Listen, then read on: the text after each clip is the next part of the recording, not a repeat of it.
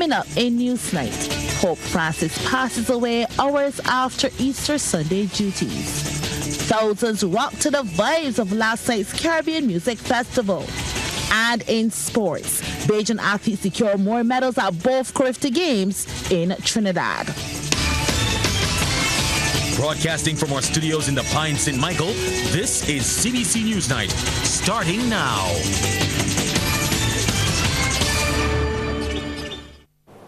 Good evening with Newsnight. I'm Anne-Marie Burke.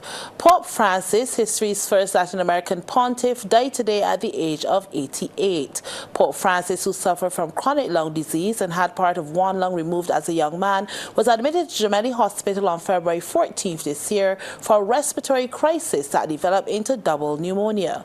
He spent 38 days there, the longest hospitalization of his 12-year papacy.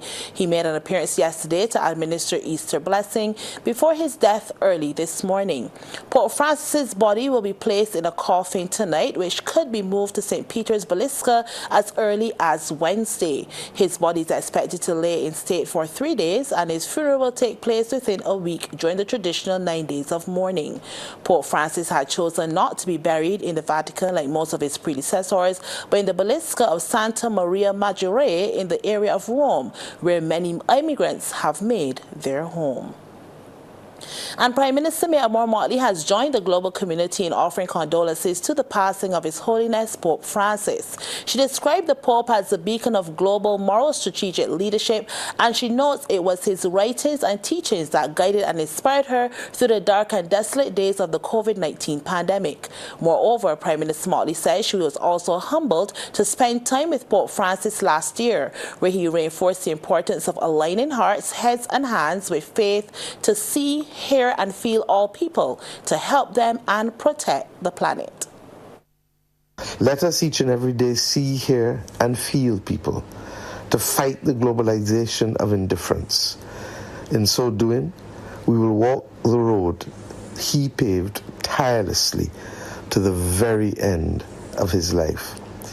If we dare to live with heart, to serve with courage and humility, and to love without borders, then Pope Francis still walks among us. May his soul forever rest in peace. The Roman Catholic Diocese of Bridgetown also joins Catholics and people worldwide in mourning the passing of His Holiness Pope Francis. Bishop of Bridgetown, the Most Reverend Neil Scantlebury, recalls Pope Francis is the first Pope he met face-to-face. He says he remembers his firm handshake, his warm smile, and his simplicity. He was so full of mercy in his perspective from the very start, when he likened the church to a field hospital, to his championing the care of the earth, to the hailstorm of criticisms he received for saying, "Who am I to judge?" He was big-hearted, he was courageous, and his call for us to unflinchingly minister to the fringes of humanity still resounds. He was a true shepherd. May he rest in peace. The Diocese of Bridgetown will have a requiem mass for Pope Francis, details of which are still being finalized. Prayers for the repose of his soul will be offered daily, and special prayers for the election of a new pope will also begin soon. Well, coming up, patrons left wanting more vibes at the Caribbean Music Festival. Now, thousands flocked to Kensington Oval for what can easily be described as the biggest show to be held in Barbados for the year. The highly anticipated Caribbean Music Festival, featuring dancehall icon Vybz Kartel, was held at the iconic Kensington Oval. Our cameraman Christopher Wood was there to capture the highlights on stage and feel the pulse of the patrons. Rachel Agard has the story. People from as far as Canada to as near as St. Lucia flocked to the island to be a part of the historic night of music, culture and electrifying vibes. From all reports, fans who secured their spots to experience the once-in-a-lifetime event that featured an all-star lineup including Vybz Kartel gave the show a passing grade. But the patrons did not mince words in making it clear they wanted more of the world boss himself. They believe the Jamaican artist should have had more time on stage, delivering hits after hits. It was a real good show, boy. Vybz Kartel, world boss outside. Gaza forever, down on respect. I will say I did not get enough Kartel, but the show was pretty good. I will say that, but I wanted more Kartel though. Just saying. At least an hour. Vybz Kartel performed for too short a period of time, 35 minutes. That's ridiculous. He could perform for 5 hours. Who are these guys who were there before him? We can probably get some things in place where boys can perform a little longer, but honestly, good show overall. I think the VIP was nice and nice experience for everybody, and yeah, we satisfied for now. I think it was a good show today, even though Vybz only came for like 20 minutes. But big up the world boss, you hear me? The crowd was rocking as artists such as Tommy Lee, Spice, TJ, among others, kept them entertained at the event produced by Zulu Entertainment. Rachel Agard, CBC News. Mixed weather greeted holidaymakers across Barbados on Easter Monday, but the conditions did little to daunt Barbadians from enjoying themselves. Trevor Thorpe reports.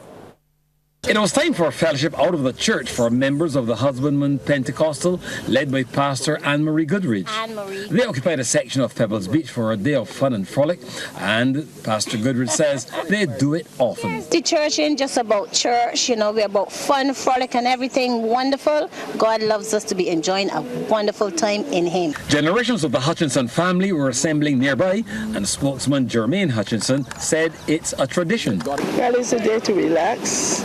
We would have gone to church yesterday, Good Friday, so it's a day to relax and enjoy family life, which we always do. For kite flyers, rain, along with a faulty generator, kept kites belonging to the members of the Paris Hill Kite Flyers Club's kites grounded, while light winds provided a challenge for those in the National Botanical Gardens. Lane Boucher was struggling to keep his diamond kite in the air for his grandson. It's just a diamond was made by me, and I was expecting, as we all know, a lot more wind today, but we're not getting the wind that we should be getting, so it's a struggle. For persons with bat kites, things appear to be somewhat different, as Shandy Polion explained. I kind of know how to get it up, because all you got to do is catch the wind. You got to carry it to a certain height and just keep it at a certain height, so you go get more wind. The higher you go, you're going to get more wind, so I just want to put it to a certain height and it will stay up there. For Deirdre boys, the day was akin to a reunion for family members who are in for a holiday for the Easter weekend.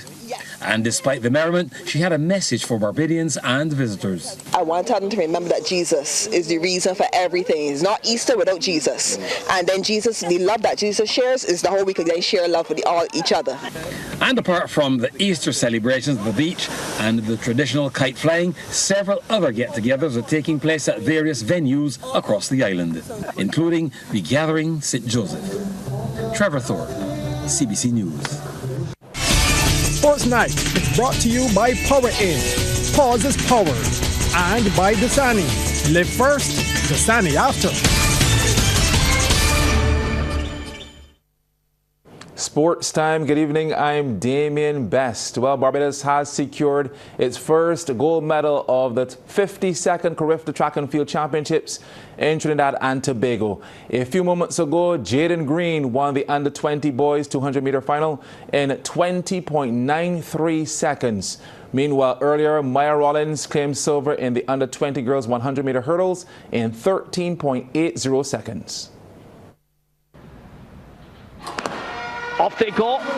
Marshall responded to the gun quickly. Davidson inches ahead. Rollins left back for Barbados. It's Tiana Marshall ahead of Davidson. Rollins is rallying and might have gotten silver for Barbados. Maya Rollins of Barbados had so many issues during that race, but somehow somehow she was able to hold her composure, and I think she snatched the silver medal, although we're awaiting confirmation. Yes, she did get the silver medal, 13.80 for the Barbadian. More good news. Darian Belgrave took bronze in the under-17 boys 200-meter finals in 21.68 seconds. Aaron Morris secured bronze in the under-20 boys 800 meters in 1 minute 51.90 seconds, while Ebony Brathwaite also got a bronze in the under-17 girls javelin throw, measuring 39.16 meters. Later in Newsnight, we'll have a look at Brathwaite's medal and other Beijing performances, of course. Meanwhile, Barbados picked up 9 more medals last night on the second day of the 38th Carifta Aquatic Championships in Trinidad and Tobago. Among the hardware were 3 gold medals. Heidi Stout won the girls 15 to 17 200-meter freestyle in 2 minutes 6.16 seconds. Fiona Ryan in the boys 11 to 12 100-meter backstroke in 1 minute 10.53 seconds. And Kaija Eastman in the girls 11 to 12 50-meter butterfly. And we have her winning performance that came back in 29.59 seconds. Race against Barbados and Jamaica in the middle of the pool. We have Kai Lawson, we have Kaya Eastman. It looks like if Kaya Eastman is the runaway swimmer in this seat at the moment. And it is Kaya Eastman of Barbados with a 29.59, followed by Kai Lawson with a 29.62. And rounding up the top 3, it's Taylor Nichols of the Bahamas with a 30.43.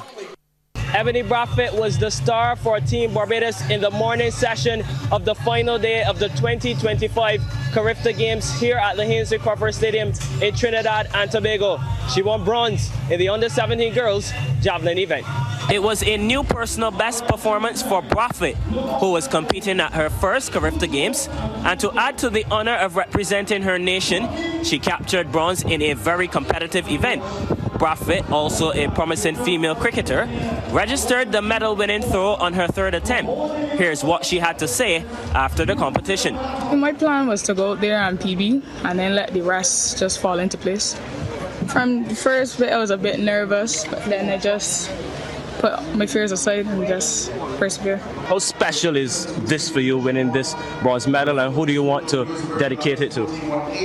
I want to dedicate it to my parents, my mom, my dad, and my coach, Edgel, Kimar Edgel, and Ramon Armstrong. Barbados was also represented by 2 athletes in the under-20 girls high jump event. Nyla Brown narrowly missed out on a bronze, but it was a commendable effort as she cleared 1.70 but recorded 1 knockdown. Zakaya Hunt was 5th after clearing 1.65. Naima Taylor of Barbados, competing in the heptathlon, was 6th up to this time after a leap of 4.72 meters in the long jump.